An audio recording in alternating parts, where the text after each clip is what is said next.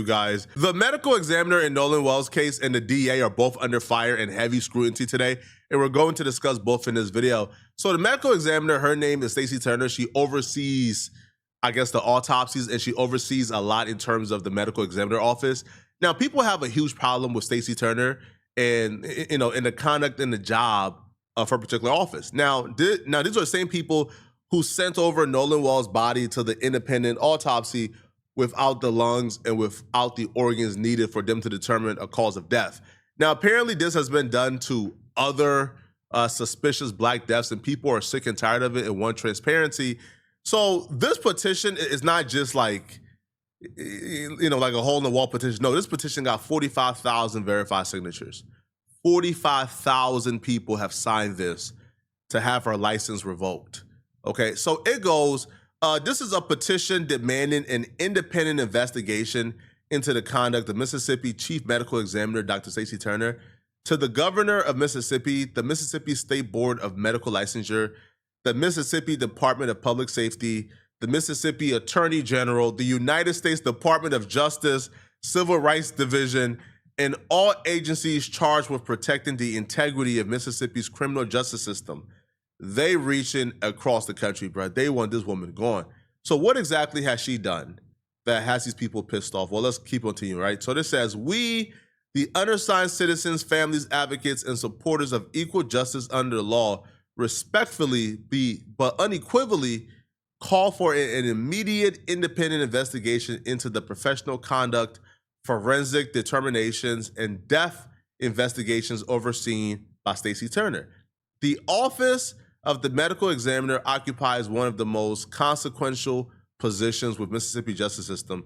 Medical examiners are entrusted with determining the cause and manner of death through objective scientific analysis.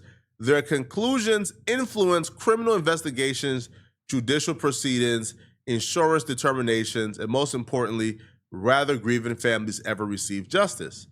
So they're saying that this woman has not done her job or have not truly satisfied the conditions of those four elements. So they continue, that public trust is compromised whenever credible questions arise regarding the accuracy, consistency of death investigations, right, or impartiality. Over the past several years, multiple deaths involving African Americans individuals have generated substantial public concerns. Families, independent forensic experts, civil rights advocates, and members of the public have questioned whether these investigations were conducted with the rigor, transparency, and impartiality required by accepted forensic standards. So they go through like the cases. Now, Nolan Wells is one of the cases. He's all the way down here.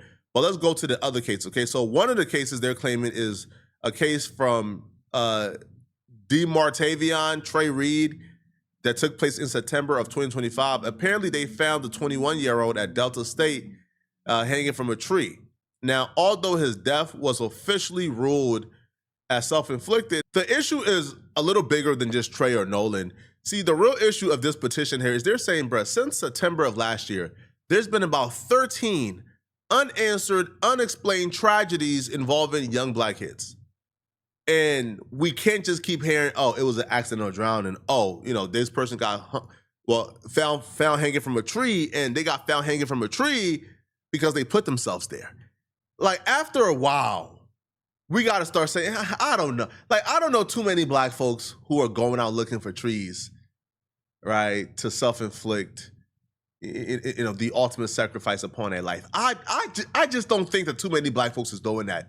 But it's been 13 unexplained. Now, let me get through the 13, okay?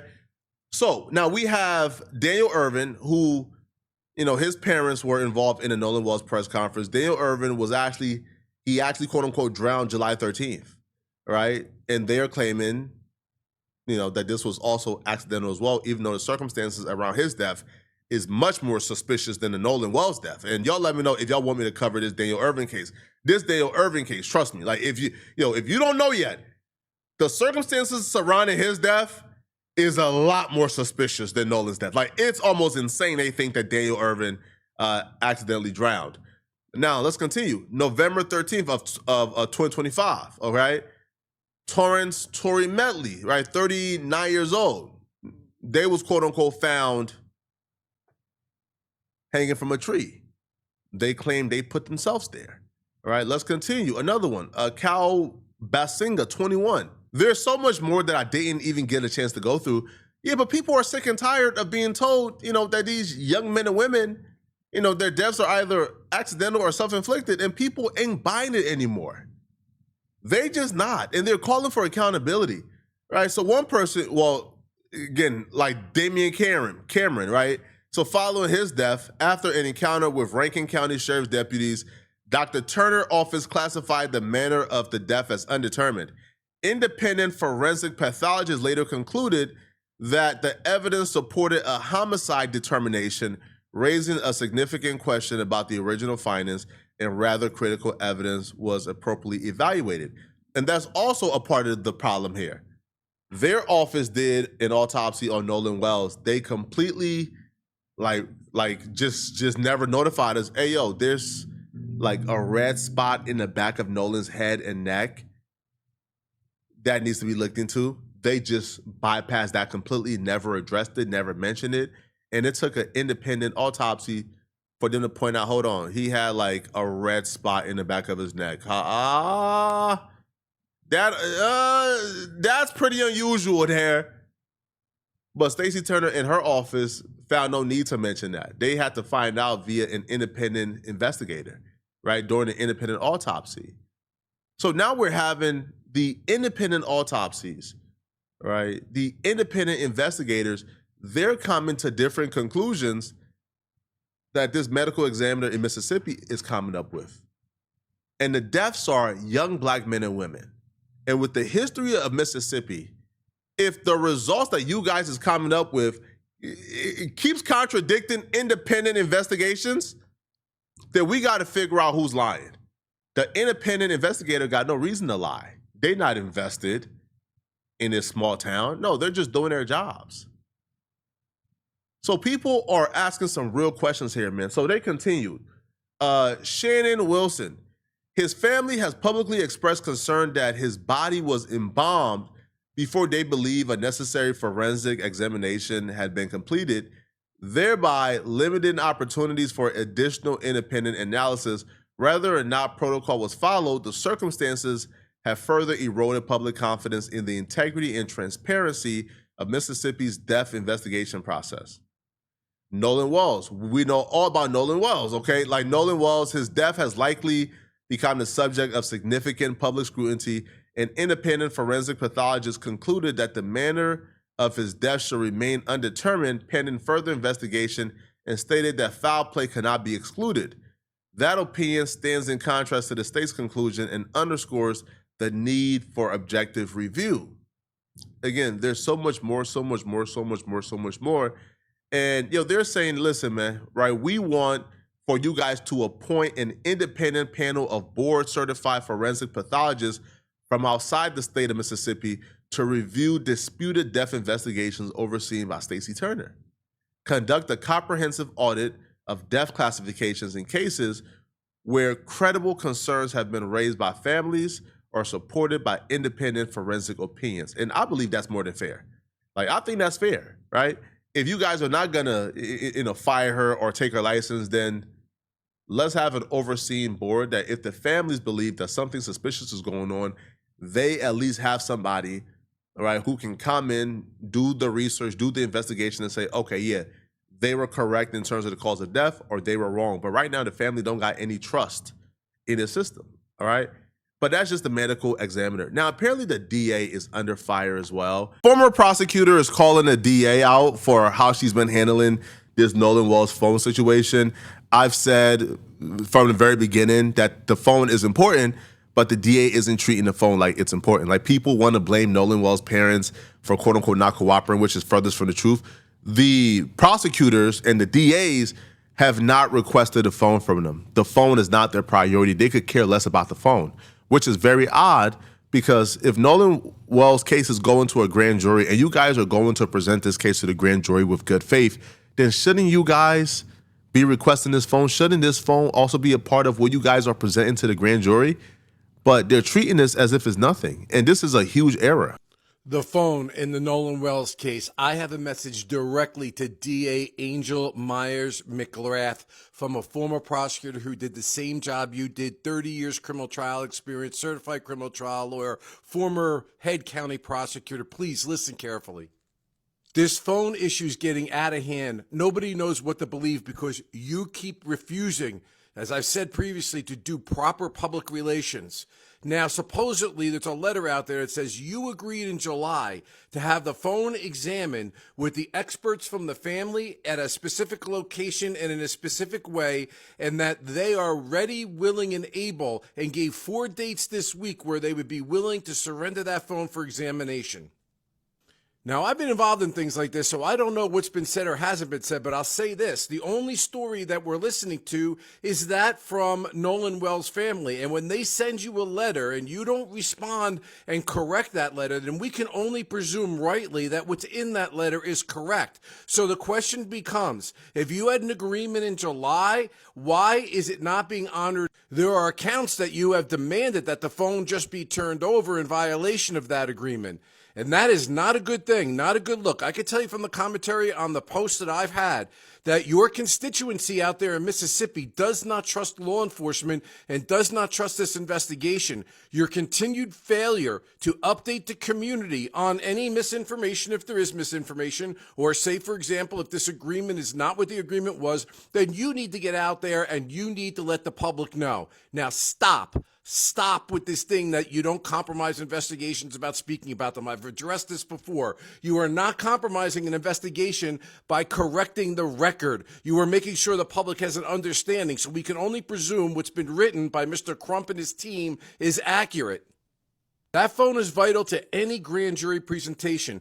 If you don't get that phone and you don't download it, then you are going to look like a bum no matter what it is that you do, and nobody will ever trust the investigation, to be honest with you. Even if you have found yourself on the side of people like Tatum and others, I don't even think you can, with good conscience, say that you trust this investigation. You can't with good conscience say, hey, I trust this investigation. This investigation is going how I think it should go. I don't even think you can say that at all, man. It's just too much flip-floppy here, man. First off, it started off as no foul play, then it was some foul play, then no, it's a drowning, then it's no, we're bringing it to a grand jury, then no, it's a drowning, we're just bringing it to grand jury just for protocol. Now is, according to Secret Service Sam and others, there's intel that this case is now being investigated as a criminal case and not just an accidental drowning. Secret Service Sam here with a Nolan Xavier Wells update, and little birdies are saying, it's not been completely verified, but that I'm hearing that somebody who has an inside source is saying the DA's office in Mississippi is now looking at the Nolan Wells case as a criminal investigation and no longer an accidental drowning. Now, we can only pray that this is true. Obviously, we can't celebrate. We can't get excited at all because I have not seen Ben Crump announce this. It is not being reported by any other major media sources, but there are rumblings. And so we have to take rumblings. We have to take any little bits we can take. Remember, no stone unturned. We must look in every single direction. We must continue to keep the pressure on. That pressure to me is very important. That pressure is very important because that pressure is why TMZ, no more than about 2 weeks ago, was calling all of us crazy conspiracy theorists. They were running PR on behalf of Nolan Wells' quote unquote friends. But now TMZ is doing interviews saying, hey man, we were wrong. Now they're criticizing the very same friends they were running PR for about a week and a half or 2 weeks ago. Now they're criticizing the friends because TMZ understands. Bro, you're not getting away with tap dancing, man. You're not getting away with bootlicking. I'm sorry, bro. This black boy is dead. Like, I understand you gotta, hit your quotas and meet your bottom line, but you not about to put the death of Nolan Wells beneath that, bro. It's not happening. So TMZ went from lying about the CTO call, lying about evidence, lying about a lot of things in regards to this Nolan Wells situation to run PR for his quote-unquote friends. But now, Charles, when he's not on TMZ and he's by himself, now Charles is telling the truth. Listen to what Charles had to say while on Don Lemon. Certainly, I fully understand why a large number of people feel like there was a crime, but the reality is we just don't know at this point. So don't read too much into the fact that you see in this letter to them talking about prosecution and talking about potential evidence. We just don't know yet. And this all comes back to getting the toxicology, the autopsy results. Then Charles will proceed to go off on the friends for doing interviews with lawyers and even admitting that these interviews are very suspicious. They look sketchy. He even went off on the friends for things they've said about Nolan Well's mama. So Charles, it appears like he's finally seen the light, right? TMZ put Charles ahead of the story front page. So Charles, the black man, can run PR safely for Nolan Well friends, so Harvey don't got to. But now Charles is telling the truth. Here's what Charles got to say about Nolan Well's friends and these interviews they've been doing with Tatum. What do you make of now? I mean, because I don't think you will disagree that the friends are on a PR, PR blitz to change public opinion because they believe that they in the court of public opinion, they're not doing so well, that they have been, sort of demeaned in some way, disparaged in some way. I think it's weird. I think it's weird. Yeah. When Warren sat down with the guy, I know we don't like to say his name, sat down with him, I was like, okay, this one kid and his mom is a judge, and maybe he wants to sort of clear his name. But now every week, another friend sits down, and now they've got this lawyer, and they're sitting down and doing interviews. It's weird to me. And it's not just weird. There are people who are going to say things on the internet. Why does that rise to the level of you need an attorney to now sit down and do interviews to publicize yourself, to try and change the court of public opinion? Why do you care about a court of public opinion? Because you didn't do anything. And ultimately, if you didn't do anything, and maybe they didn't, let's take them at their word and their attorney that they didn't have anything to do with Nolan's death. That's all going to come out when the results of the autopsy come out, when the investigation comes out. So why are you now getting? It's almost like I get like this attorney has probably convinced them, yes, do this and talk about this and it'll change public opinion. But what it really does, it makes some people will look at it and go like, well, what are you getting out in front of? Bingo. And when he says it's weird, especially when you take into consideration, Nolan Well's parents or his team have not said they're suing the boys for anything yet. They've said they're suing, not suing, but they're filing like court paperwork for the social media companies to subpoena the information from the social media accounts just to make sure that the activities all match up. But they haven't said they're suing Nolan Wells yet. However, during Tatum's interview, they responded to the possibility of Nolan Wells' team suing them, which to me was super weird. So weird to me is the perfect word, weird. Nothing about this matches up. Nothing about this makes sense. And even somebody who was once on their side got to sit back and say, come on, bruh. Like, isn't this like the third or fourth interview by now? Like, what's going on, man? Like, what's going on? And especially like the talking that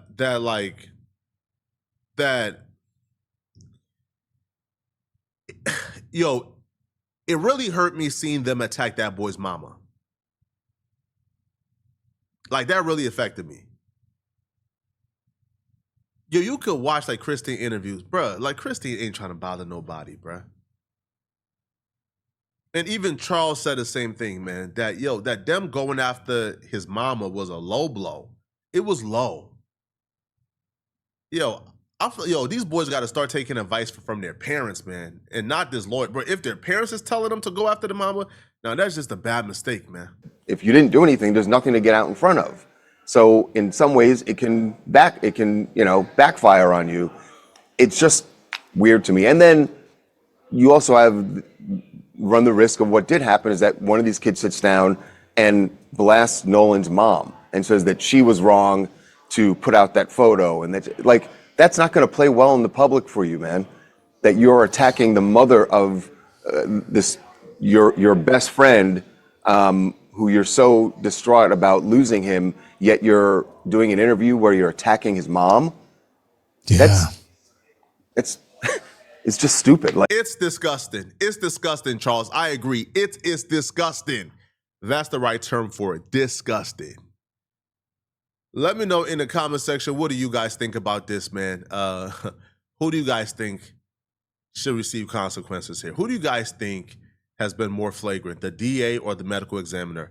Let me know in the comment section. If you're still watching and you want to watch another good video, click on this video right here somewhere on my screen, somewhere here or here to find out about the really huge DJ Vlad drama yesterday. I'm going to see you guys in this DJ Vlad video.